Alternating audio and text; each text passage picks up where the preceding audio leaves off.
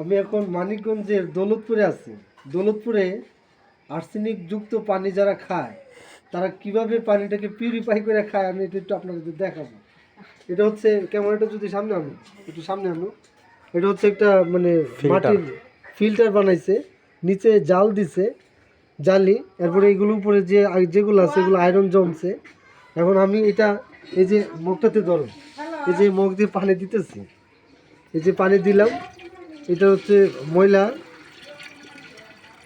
এই পানিটা নিচে একটা ছিদ্র আছে, একটু ডেকে দিলাম, এই যে নিচে ছিদ্র দিয়ে ফোটা ফোটা পড়ছে, একবার ফিল্টারিং পরে পদ্ধতিতে। মানে আমরা ঢাকা শহরের পিউরিট একটা দাঁড়াও একটু, মানে ঢাকা শহরে পিউরিট একটা মেশিন আছে, ওই পিউরিট দিয়ে আমরা শুদ্ধ করে পানি খাই। বাট এটা হচ্ছে একবারে প্রাকৃতিক ন্যাচারাল পদ্ধতিতে এই পানিটা ফিল্টারিং হচ্ছে। একটু নিচে